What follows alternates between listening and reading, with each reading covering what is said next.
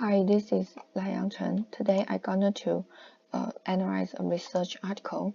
The topic of the article is that detecting the regions of moisture over Southeast China, seasonal variation, and heavy rainfall. The article firstly detected the regions of moisture sources over Southeast China in boreal summer and winter time, and then it discussed the moisture sources associated with three types of heavy rainfall events in Southeast China. They are quasi-stationary front during April to June, and heavy rainfall caused by tropical cyclones, and the cold air conflicting with warm, humid air in winter. And here is the outline of the analysis goes.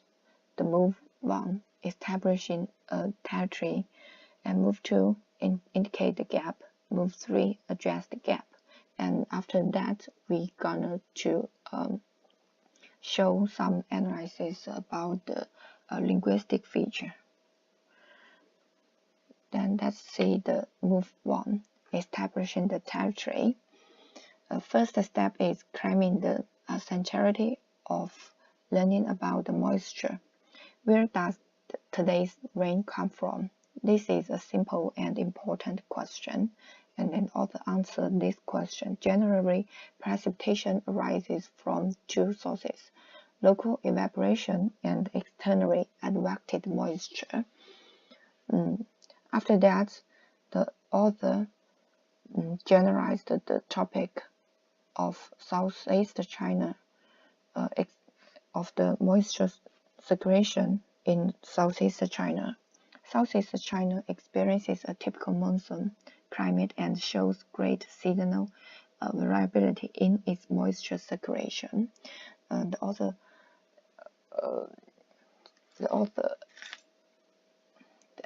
that, the author moved to generalize the topic of three typical types of heavy rainfall in Southeast China. Generally, three typical types of heavy rainfall can be categorized based on their triggering systems. Until now, the move 1 has finished, and all key elements like the moisture, the heavy rainfall, and the study area Southeast China has been introduced, and after that, the readers have a simple and a whole knowledge on this topic. Then let's see the move 2, indicate the gap.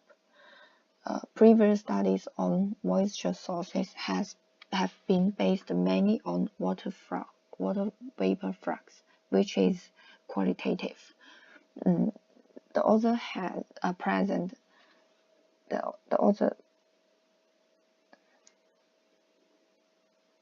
author indicate that the previous studies are mostly qualitative, and then the author presented a justification on that. A more objective and quantitative investigation is therefore desirable to study the importance of each moisture source. After that, the author made a literature review to prove the applicability of this method and the innovation. By applying high-speed, the Gustafson found that moisture crosses continental blah blah blah blah. These are literature review that prove the high-speed model has been widely used in others research. And then let's see the move 3, adjust the gap. The author present the plan to adjust the gap using a high-speed model to detect the possible pathways of the moisture responsible for precipitation over Southeast China. And then the author also introduced the structure of the article. and the structure analysis has been introduced until now. Here is the linguistic feature analysis in this article. We only present 3 of them.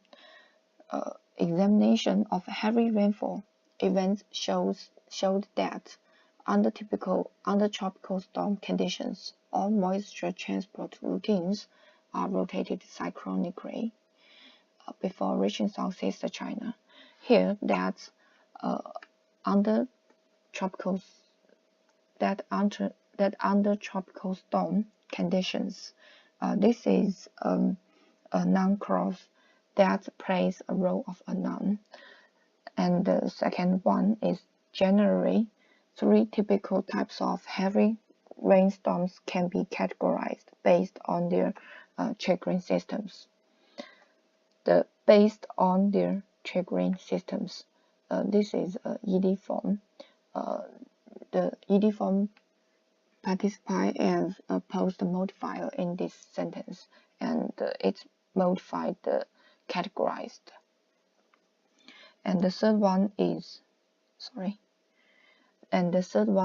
hybrid single particle Lagrangian integrated trajectory model, which chases air particles released at any height and location, blah blah blah.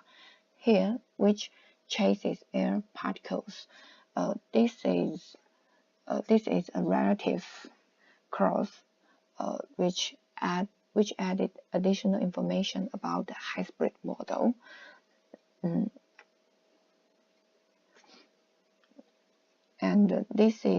here is all things I'm going to share with you. Thank you for your listening.